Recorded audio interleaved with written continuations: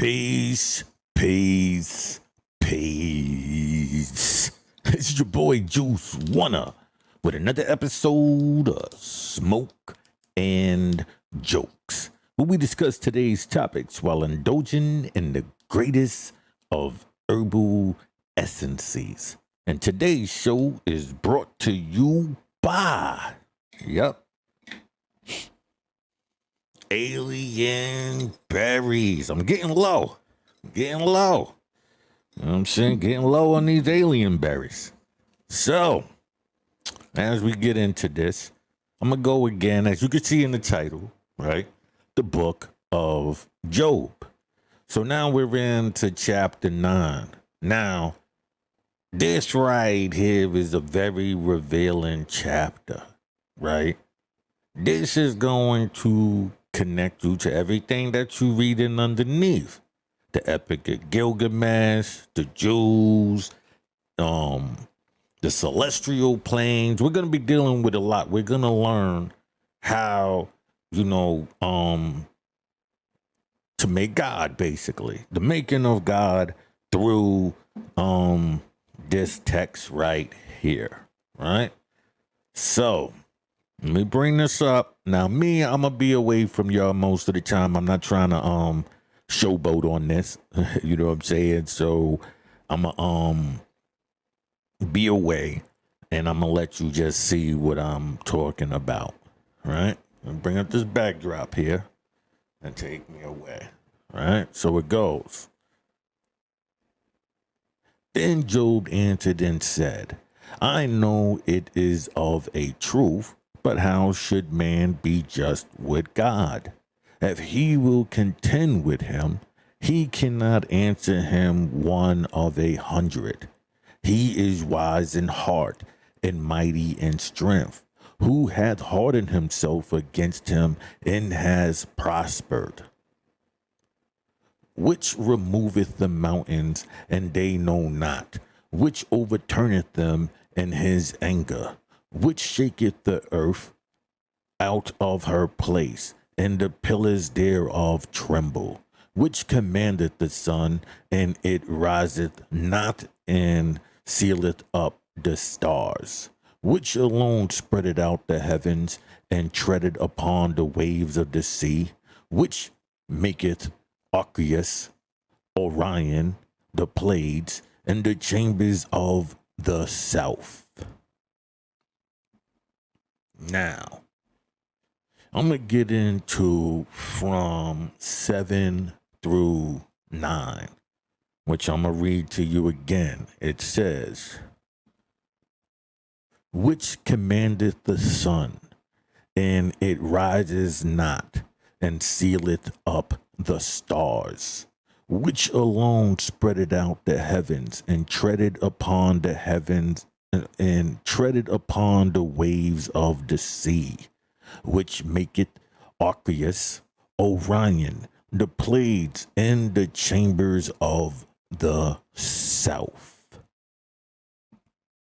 Now, as we're going to get into this, one would have to first understand. Let's get into this here. Hold on. All right. The celestial equator, or the great circle of the imaginary celestial sphere on the same plane as the equator on Earth, right? So let me zoom in here real quick. I don't know. Let me take myself away, right? So I can give you a quick description, right? When we think about, directions, right? We think about, the North Celestial Pole, basically meaning the North Star, right? So this is where you find yourself when you lost. You follow the North Pole or the South, pole. And now from that you have the orbiting direction, right? The elliptic, center, like basically the equator, right? So this is your equator, and this is how it circles around the sun. But there's also a second spinning, and this one is on the planet itself, and that's the celestial equator. the celestial equator is basically at a tilt, right? That tilt at this point in time is believed to be 23.44 degrees of, you know, the epiclinic plane. So this right here, right, this is how it's spinning around the sun, and this is how it's leaning to the side and spinning. So the reason why I'm saying this is because it'll describe how you see the night sky, right? And who sees what determines based on, you know, this spinning, and who's able to see what, because not everybody can see the same thing due to blockings and of the planet and, you know, the sun and stuff of that nature. So let's go on, right? So I just wanted to give you that. These are for people who understand, you know, how to observe the night sky, because that plays a big part in the storytelling that was just asked by Job, right? So now inside there, you know, just basically telling you how to identify the night sky through these basic sections, these broken up sections in the sky called zodiacs. Now these zodiacs will tell you basically where you were at in the night sky. It's like you ever seen, what's the name of those little, it was like this toy where like you put your face in it and it had like the pictures and it would spin, and as it spin you would see, like if you look at it you would see the pictures. So it's basically that concept of the night sky, right? So I'm trying to think of the toy. I'll put it up. I'll put a picture of it. Babylonian astronomy correlate early observations and divinations into sets of Babylonian star catalogs. During and after the Khazaritic rule over Babylonia, these star catalogs, written in cuneiform script, contained lists of constellations, individual stars, and planets. The constellations were possibly collected from various other sources. The earliest catalog, 3-star each, mentioned stars of Akkad, of Muru, of Elm, and others. Various sources have theorized a Sumerian origin for these Babylonian constellations, but an Elamite origin also has been proposed. A connection to the stars' symbology of Cassiat, Kuduru border stones have also been claimed, but whether such Kudurus all really represent constellations in astronomical information aside from the use of the symbols remains unclear, right? So then we're gonna get into, you know, the star catalogs after 3-star each, right? So we're gonna get into the 3-star each first. 3-star each. The first formal compendia of stars listed in the 3-star each text appearing from about the 12th century BC. They represent the tripartite division of the heavens, the northern hemisphere belonging to Enlil, the equator belonging to Anu, and the southern hemisphere belonging to Enki. The boundaries were at 17 degrees north and south, so that the sun spent exactly 3 consecutive months in each third. The illumination of stars in the 3-star each categories include 36 stars, 3 for each month. The determining graph for constellations or stars in these lists is Mu. Originally a picture graph of 3 stars, as it was a triplet of Anu sign. The Pleiades were referred to as a star cluster or stars of stars in the list, written as Mu Mu or Mu Mu. Right. So now we're going to go into the Pleiades. Now, the Pleiades, also known as Seven Sister Stars of Messier 45, is an open star cluster containing middle-aged, hot B-type stars in the northwest of the constellation Taurus. It is among the star clusters nearest to Earth. It is the nearest major objects to Earth. It is the cluster most obvious to the naked eye in the night sky.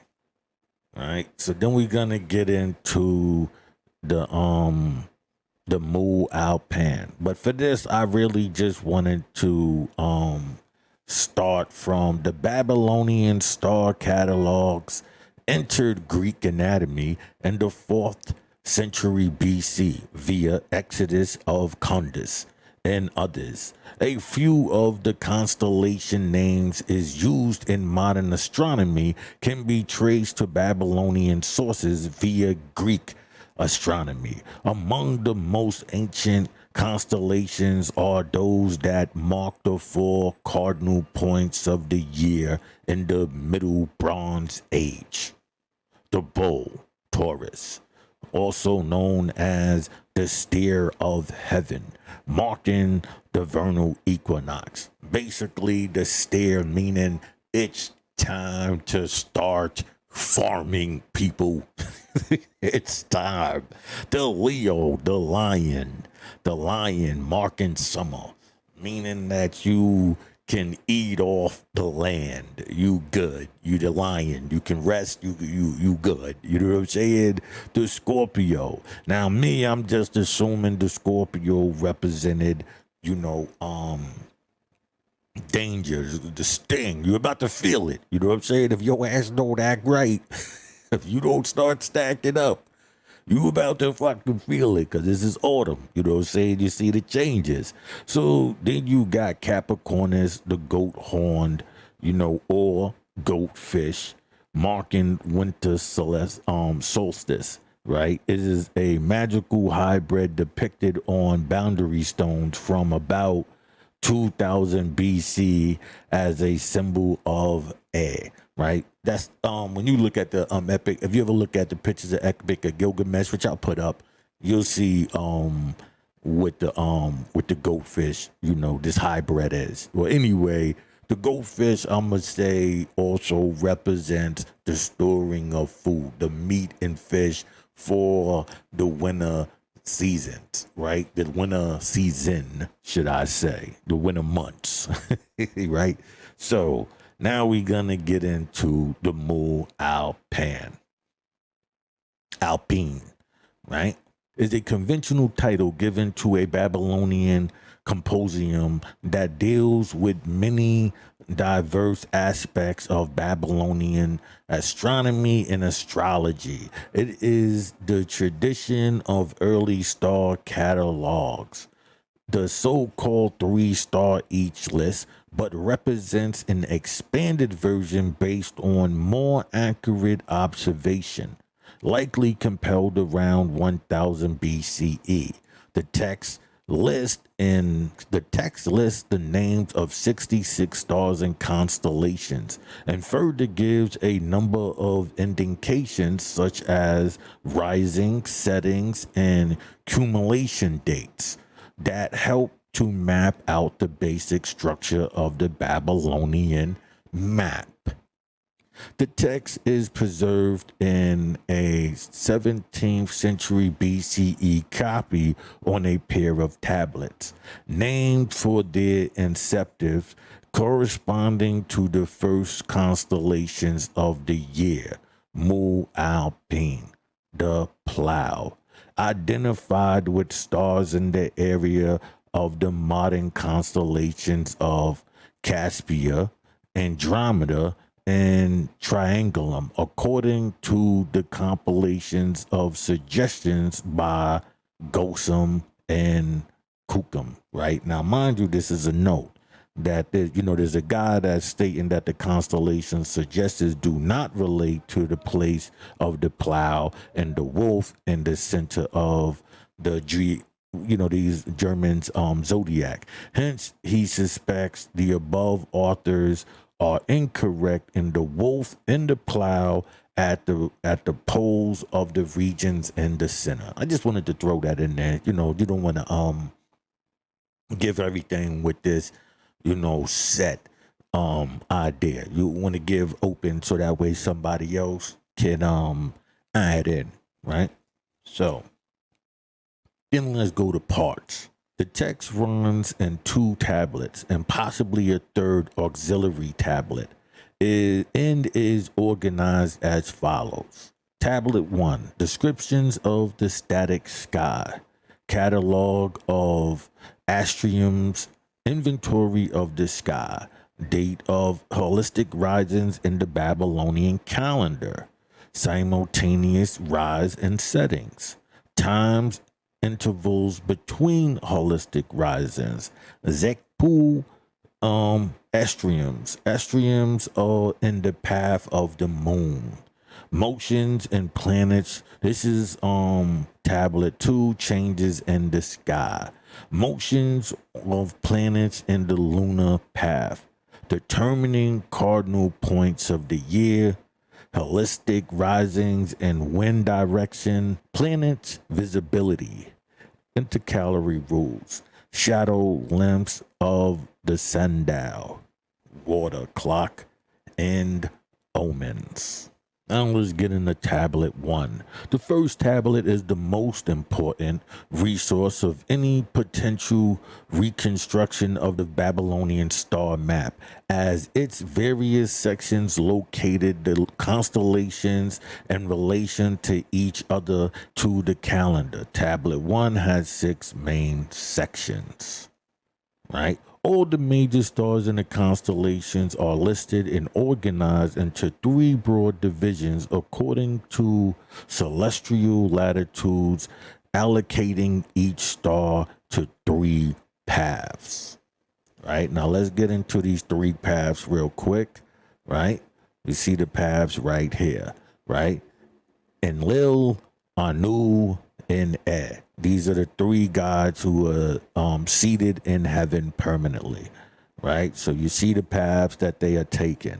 The Babylonian globe, no matter whether or not it existed physically, would have divided in 3 paths of the gods: E, south, Anu, plus 17 degrees around the equator, and Enlil, northern cap, all the declarations 17 degree. These 3 gods have their seats among the stars represented by the constellation Cancer and Iku, Pegasus, right?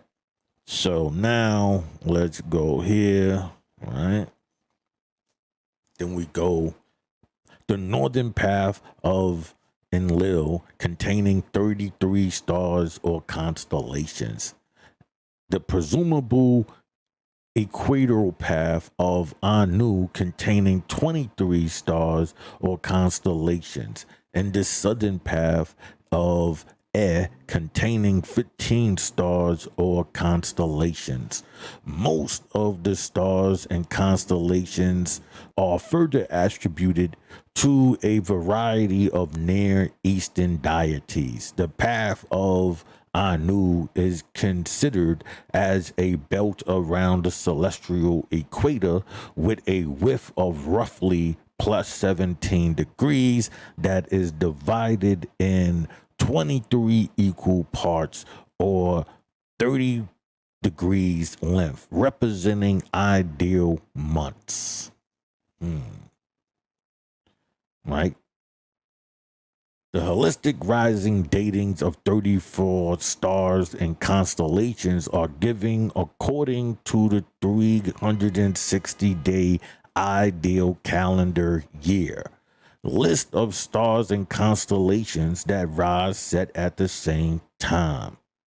the number of days between the rising of various stars and constellations. The stars and constellations that rise and accumulate at the same time. The stars on the path of the moon being the major constellation close to the ecliptic, which includes all the Babylonian forerunners of the zodiac constellation. I had to bring that back there, sorry. Okay, so it goes, even though the Babylonians used a lunar solar calendar, which added an occasional 13th month to the calendar, Alpine, most text in Babylonia, astrology, uses an ideal year composed of 12 ideal months, each of which was composed of an ideal 30 days. In this scheme, the equinoxes were set on the 15th day of the 1st and 7th month, and the solstice on the 15th day of the 4th and 10th month. Okay, so now we have an understanding of the tablets and basically how they outline the zodiac and the understanding of the seasons. Now we get into tablet 2, right? It goes tablet 2.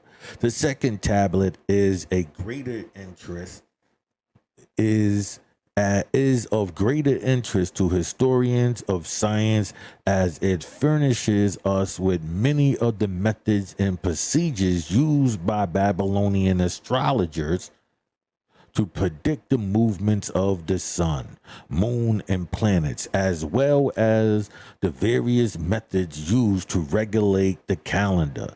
The content of Tablet 2 can be surmised under 10 headings as follows, right? The name of the sun and planets, and the assertion that they all travel the same path as the moon. Now, let me get into this. Now, keep in mind, at this time, people believed that they were following the moon. Like the moon dictated everything. The sun, I don't know, it was just passing by or some shit. So you wasn't moving around the moon. The sun, you was revolving around the moon, based on the phases of, the moon and stuff like that. So I just wanted to give that clarity. Right? Which stars are rising and which contain the full moon on the solstice and equinox, in order to judge the disparity of the lunar or solar cycle. Recommendations for observing the appearance of certain stars and the direction of the wind at the time of their first appearance. Very approximate values for the number of days that each planet is visible and invisible during the course of its observational cycle. All right. The 4 stars associated with the 4 directional winds. The dates when the sun is presented in each of the 3 stellar paths. 2 types of intercirculation scheme. One uses the rising dates of certain stars, while the other uses positions of the moon in relation to the stars and the constellations. The relative duration of day and night at the solstice and equinox, and the length of shadow cast by the nonum at various times of day at the solstice and equinox. The basic mathematical scheme given the rising and setting time of the moon of each month. A selection of astrological omens. Okay, here. Now let's go here. Right? Now I want to take the time to, since we broke down, how the calendar was basically broken into 360. That's where you get the degree of a circle. A complete circle being 360 degrees is based on this.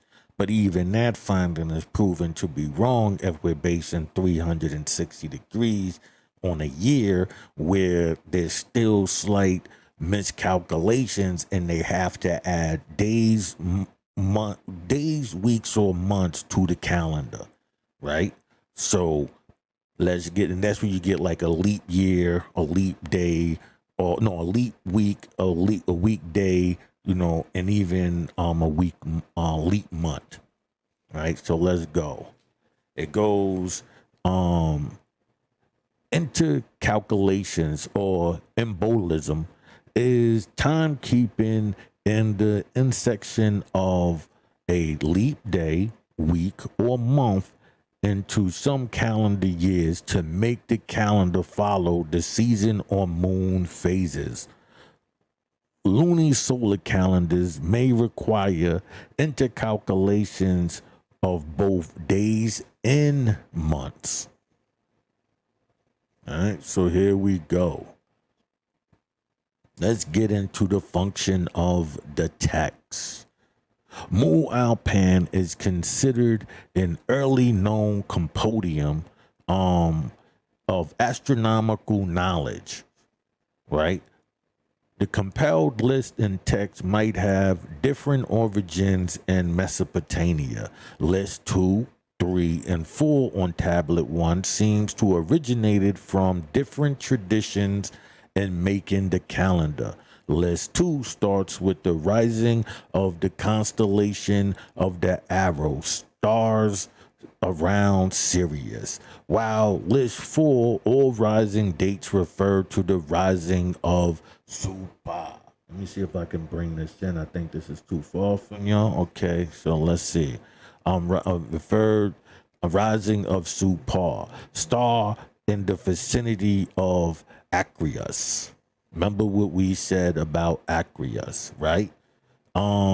These two bright stars have both been used to determine the calendar.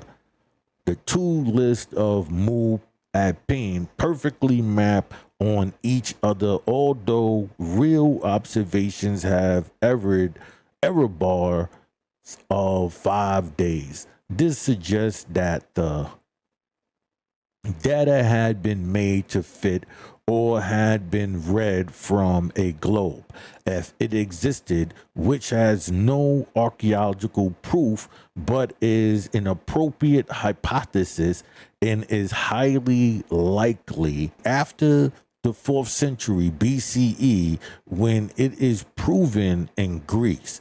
There is no guarantee that the Babylonian globe really existed, but for today, the best visualization of the Babylonian geology is the full sky map or celestial globe. Right, so now we can take a quick look at the celestial globe, right? So they saying it starts from here, the stars, the 7 gods, hired men, right? The shallow, right? So you got this right here. So these are the sections, right? So you got the top section, you got the mid section, which determines your the zodiac, and then you got the lower section, right? These are the 3 parts of the universe as mapped out, right? The map of the Babylonian sky celestial equator divided in 12 equal parts, ideal months, constellations as polygons, because only estimates of their position can be derived from the preserved data. Pingree's identification of constellations, path of Anu marked in gray, path of the moon brighter than other constellations. Similar maps have been published in Hoffman 2017. Right. So now let's go over here and let's get into this.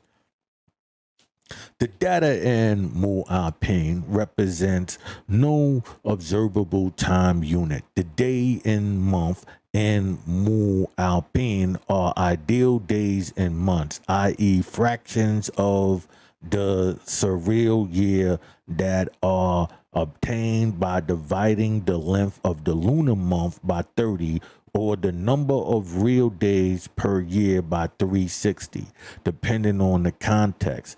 The year circle on the celestial globe is the celestial as polygons because only estimates of their position can be derived from the preserved data.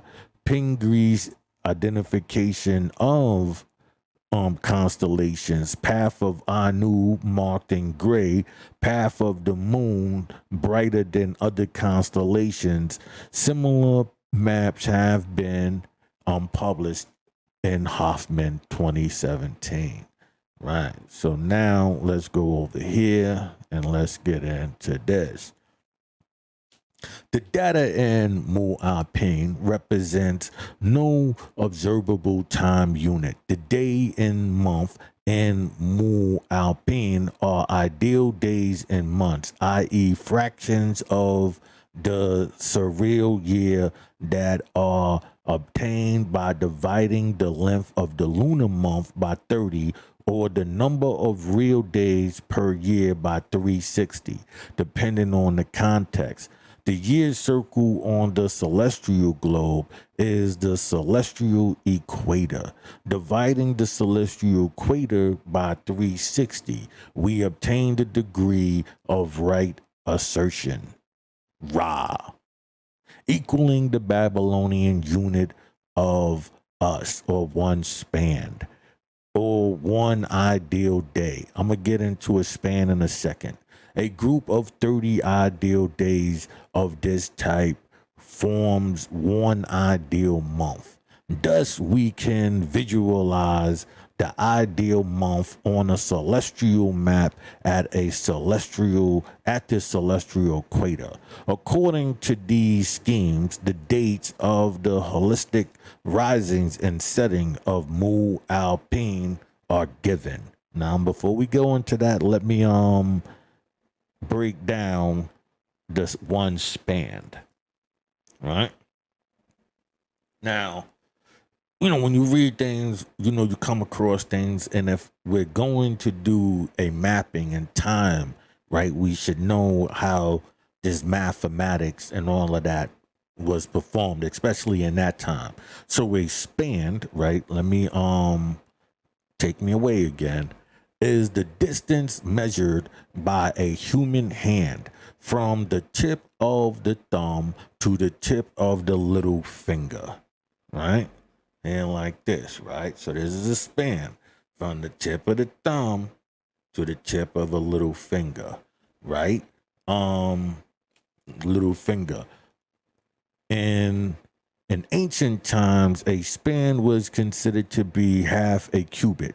Sometimes the distinction is made between a great span or full span, thumb to little finger, or little span or short span, thumb to index finger, right? These, there's a short span, index finger or index finger to little finger. So this can be a span or this can be a span. You see what I'm saying? This or this, dependent, right? And those are little spans. Okay. So then let's go. So here it goes. According to these schemes, the date of holistic risings and settings in Mupan are given as ideal dates. Let me see. Wait a minute. I got to zoom this in here, right? According to these schemes, the date of holistic risings and settings in Mu Alpan are given as ideal dates. A statement like Supa rises in the 15th of month Ululu, 6th month, would mean rise at the 15 plus 6 star 30-degree right assertion, 195 Ra. So basically, this is where you would find, that star. Ill mathematics there, right? Then it goes the accuracy of the numbers. The uncertainty of observation of the holistic phenomenon is 3 to 5 days because the rising itself is a process that needs at least 2 observations, not seen on one day and seen on the subsequent day. Now, let me say something. If you know anything about Islam, like, especially when it comes to Ramadan, right? It begins by the sighting of the stars. So the Islamic calendar is still holding on to the old calendar. So sometimes it makes you wonder, is the fight between Islam and Christianity also a fight over the stars and who is claiming it, right? Who is claiming the gods, right? In case of cloudy, let me go into this. It goes, in case of cloudy weather, the scene can be shifted by a couple of days. The contrast of the celestial background and twilight might change due to climate and weather conditions. Indivisibility of the contrast star Venus background, depending on the astronomer's personal vision. Groups of up to 14 observers have been working in Groups of 14 observers have been working in Babylon, but still the visibility depended on their personal skills and weather conditions. And Mu'alping, almost all cases of holistic phenomena refer to constellations and not to single stars. Possibly the brightest star in the group was observed Pars Pro Toto. But if the brightest star is closest to the horizon and another one is much higher up in the darker sky, the fainter one could be visible first. A constellation area always has a first and last star rising daily motion, and thus could be defined by 2 stars. Both stars would have an uncertainty in their observation of 3 to 5 days, which means that the constellation is determined only when the uncertainty of 6 to 10 days of constellation is determined only with an uncertainty of 6 to 10 days. Indeed, the data of Mu'alpin is given in day numbers that are always multiples of 5, probably implying that this was its uncertainty, reconstruction, and coordinates. Taken only the constellations' names and assume that the Babylonians certainly knew that they did what they did and considered the definition visibility of the first star of the group. We can estimate the position of constellations roughly.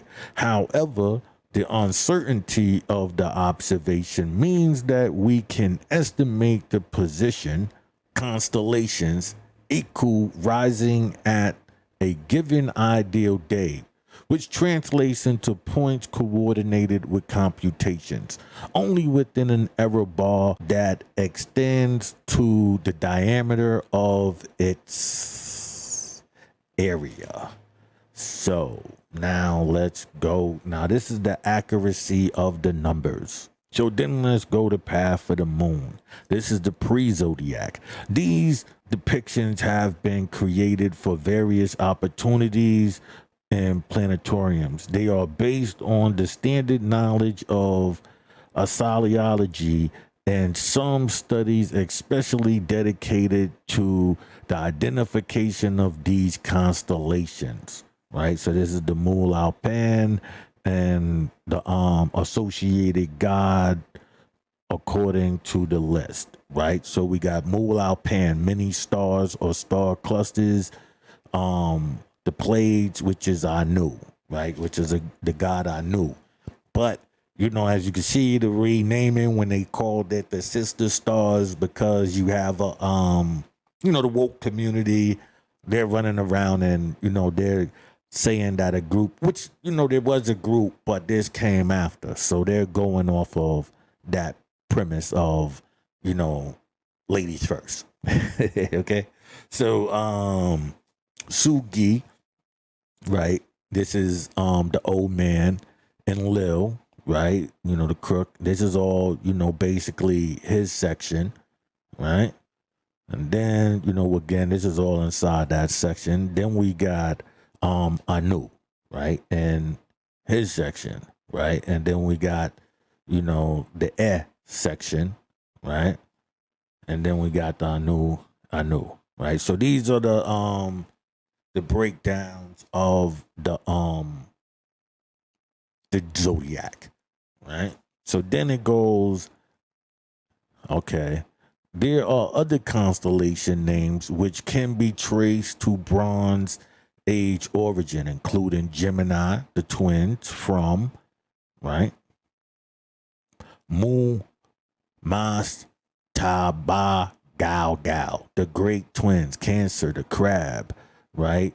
The crawfish, among others. So the Mu Alpan gives a catalog of 71 stars and constellations of the three ways of the 3-star each tradition. The star names prefixed with Mu are listed with the associated deity prefix on it, right? And often some other brief emphasis, right? Dates of holistic rising, pairs of constellations which rise and set simultaneously. Time and intervals between dates, so, you know, solar calendar, the planets and duration of their solar conjunction, stellar risings of potential positions for predicting weather and for adjusting the calendar, telling time by length, you know. So this is what I read, you know, basically they just gave it a little more. So then let's get into this. Now I'm not gonna lie, this is what I've been waiting for, right? This is what I've been waiting for, people. This is it. This is where we can start seeing what was in reference at that point and how this is all going back to the Epic of Gilgamesh, the story, and how this structure was determined on how society was ran. By laying out the stars, you lay out the society, believe it or not. Like, you know, what you say, like the Lucifer, like as above is below, you know what I'm saying? So the way you dictate the skies is the way that you dictate the people on the ground. So let's go into the Path of the Moon as given. Let me see here. Let me take myself away again. Right? Zodiacal constellation. The Path of the Moon as given in Mu Alpine consists of 17 or 18 stations, recognizable as the direct predecessors of the 12 zodiac signs. In the beginning of the list with Mu, the Pleiades, corresponding to the situation in the early middle Bronze Age when the sun at vernal equinox was close to the Pleiades in Taurus, close to the 23rd century BCE, and not, yes, Aries. Okay. So then we go into moon, right? Let me see. Now you should be able to see this stuff here, but if you're not, let's go here.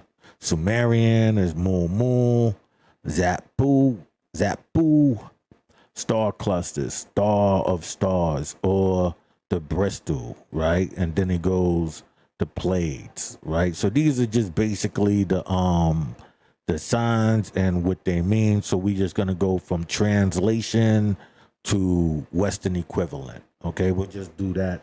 You can look it up yourself. It goes the bull of heaven, the Taurus and Hades, the loyal shepherd of heaven, Orion, the old one, Perseus, the Sycamore or the crook, right? Ogura, the great twins, Gemini, the crayfish, Cancer, the lion, Leo, the seed, Pharaoh, the Virgo, and the scales, Libra, right?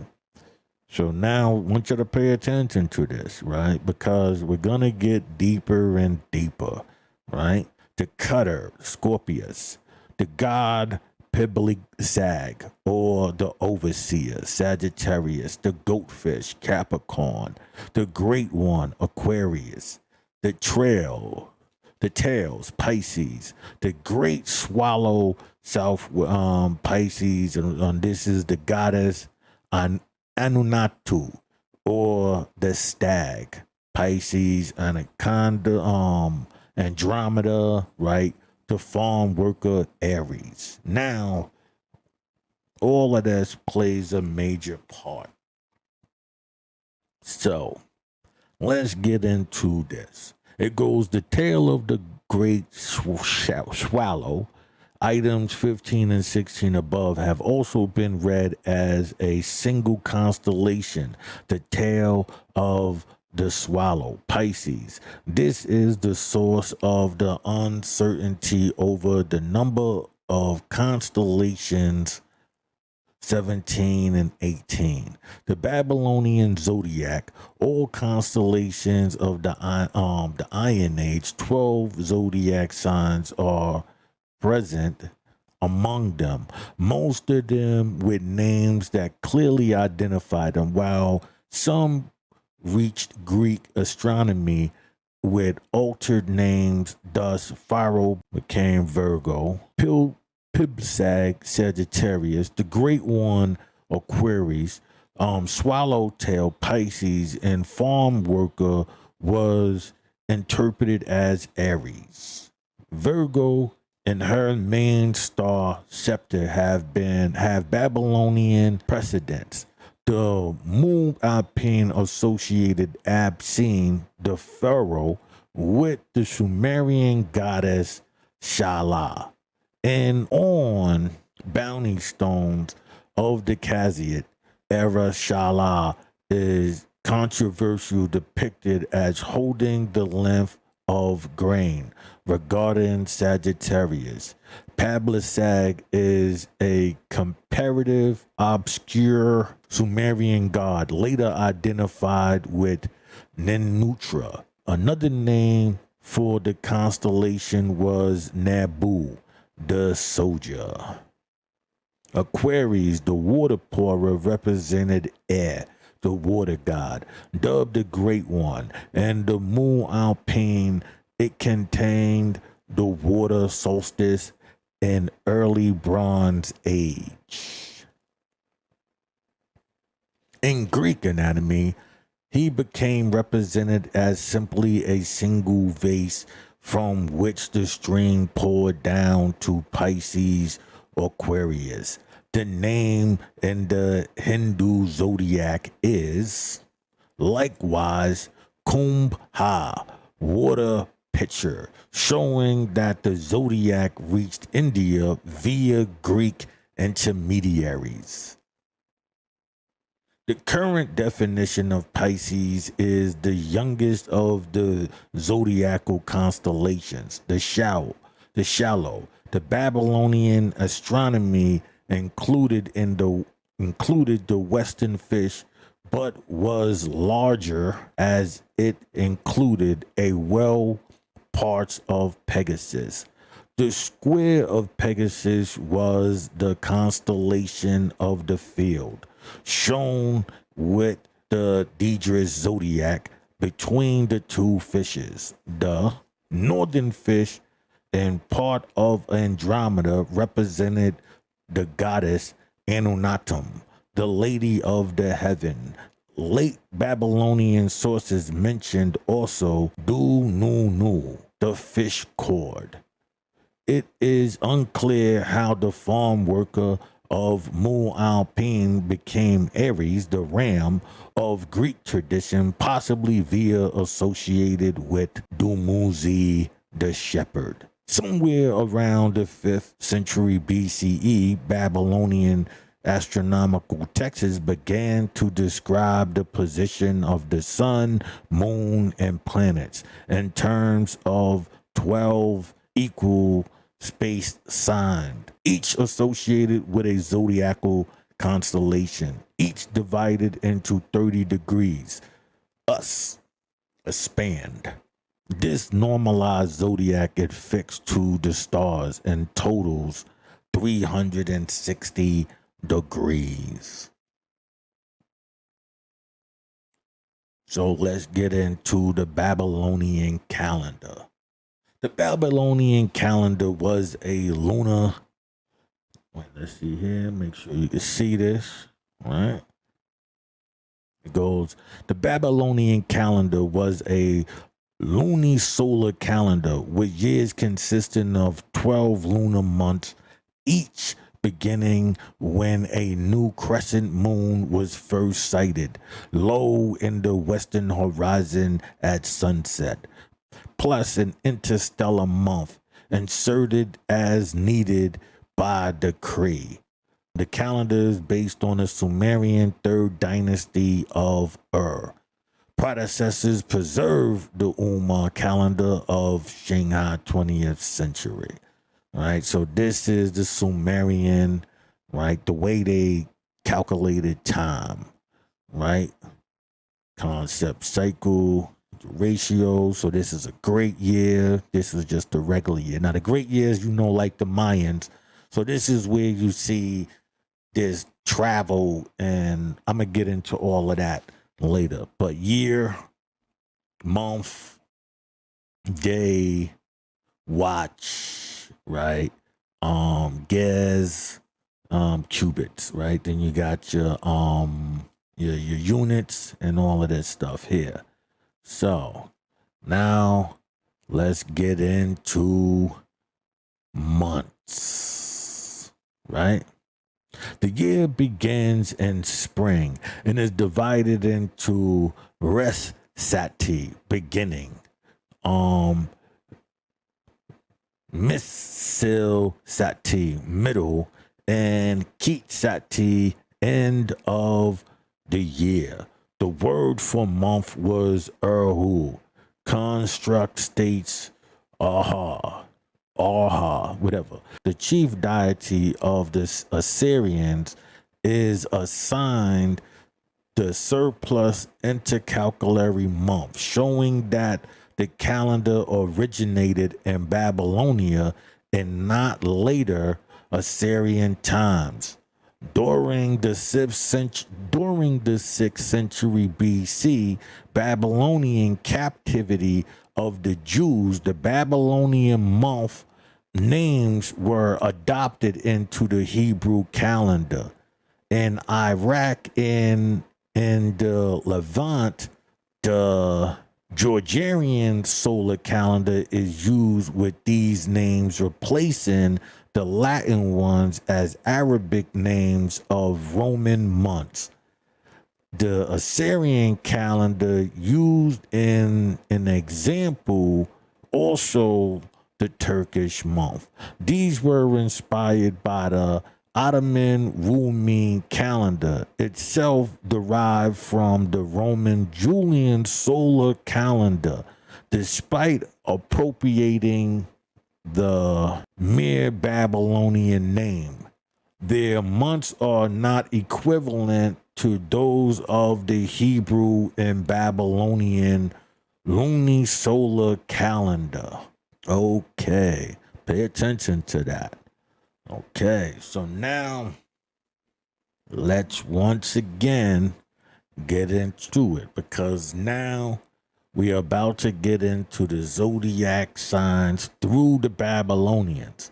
Through the Babylonians, how they mark the night sky.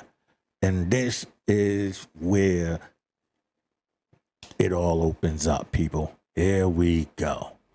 Right? It goes. Month of, let's see here. I want to make sure y'all see this. Month of beginnings. Bel, Argu, Aries. This is the zodiac sign, right? So we're just gonna stick to these two right here. This right here, months names, presiding deities and zodiac sign, right? Month of blossoming, the Taurus, right? Then we got the Gemini. I don't know what whatever, the sin, right? Okay. Month of Tammuz, right? The Cancer. What is this? Gilgamesh. Number 5 is Gilgamesh, the Leo. Wait, hold on a minute. Let's slide over here. Let's keep going. July and August, right? Julius Caesar and Augustine, right? And who's next? Who do we have here? For month 6, Ishtar, the Virgo, right? And who do we have here again? Augustine.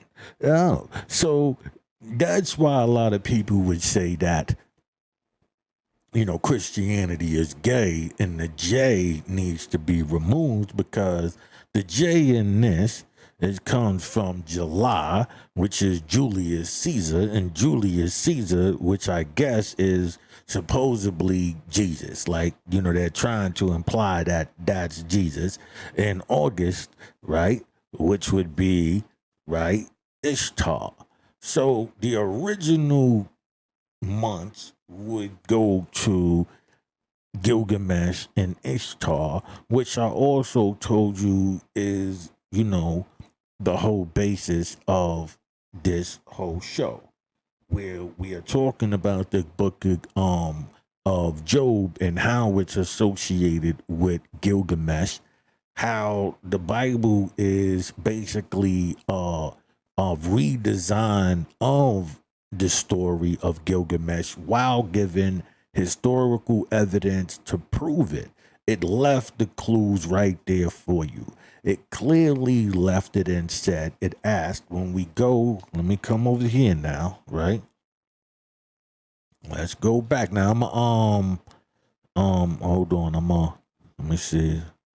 Right, so I'm gonna keep going real quick. So it gives you the other months, right? It goes, you know, the month of beginning, the start of the second half of the year, right? Which would be Libra. That's why it's the scale, right?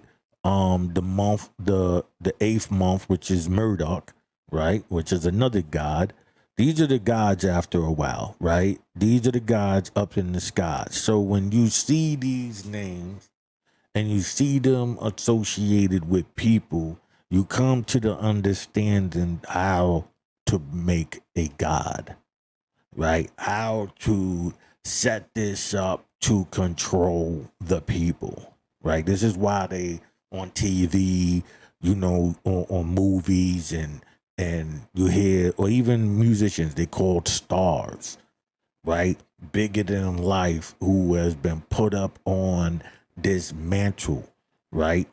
This is the making. So the making of Julius Caesar as a god, the making of George Washington, the making of Gilgamesh and Ishtar to become gods and goddesses. placing them in the sky to last forever. So let's go now. Hold on 1 minute. Let me make sure. So we got the last one here, right? You know, until the 15th century BC, the calendar was fully observational. But beginning in 499 BC, the month began to be regulated by a lunar solar cycle of 19 years, equaling 235 months, although usually called the Metonic cycle after Meton of Athens in 432 BC. Meton probably learned of the cycle from the Babylonians. After no more than 3 isolated exceptions, by 380 BC, the month of the calendars were regulated by the cycle without exception. Number 17 in the cycle, when the month Ulu 2 was inserted. During this period, the first day of each month, beginning at sunset, continued to be the day when the new crescent moon was first sighted. The calendar never used a specific number of days in any month. Okay. So I wanna like this right here. See, I really wanted to go back a bit because I wanted to get into basically what Job was talking about, right? But I'm gonna keep it pushing, right? Because I wanted to pull up the you know, when he was talking about the Pleiades and laying it out, and you know, this was all in reference to the system that was set up. Like, you were not above this system. He who can control this controls the people. So he was answering, the answer is, at this time, I guess, would have been Julius Caesar, right? So counting from the new moon, this is days. Counting from the new moon, the Babylonians celebrated every 7th day as what? A holy day. Let's get into this, right? Let me move myself, right? It goes days. Counting from the new moon, the Babylonians celebrated every 7th day as a holy day, also called an evil day, meaning unsuitable for prohibited activity. For these days, officials were prohibited from various activities, and common men were forbidden to make a wish. And at least the 28th was known as a rest day. Each one of them offerings were made to a different god and goddess, apparently at nightfall, to avoid the prohibition. Marduk and Ishtar on the 7th. Ninlil and Nergal on the 14th. Sin and Shamesh on the 21st. And Enki and Ma on the 28th. Tablets from the 6th century BC. Reigns of Cyrus the Great and Cambius VII indicates these dates were sometimes approximated. The illumination of 29 and 30 days where we at? The illumination of 29 and 30 days basically contain 3 7-day weeks and a final week of 8 or 9 days exclusive, breaking the continuing 7-day cycle. Among other theories, the Sabbath origin, the Universal Jewish Encyclopedia of Isaac Lansom advanced a theory of Assyriologists like Frederick that Sabbath originally arose from the lunar calendar containing 4 weeks ending in Sabbath, plus 1 or 2 additional unreckoned days per month. The difficulty of this theory including reconciling the difference between the unbroken week and the lunar week, and explaining the absence of text naming the lunar week as Sabbath in any language. Now you understand that when I say the Epic of Gilgamesh, when I say the Jews, and when I say Babylonia, I'm saying one and the same. The Babylonians are the Jews, or in Babylonia is a group of Jews. Now, all of a sudden they claim themselves to be, prisoners of that place as they move outward. I'm gonna leave it as that for now.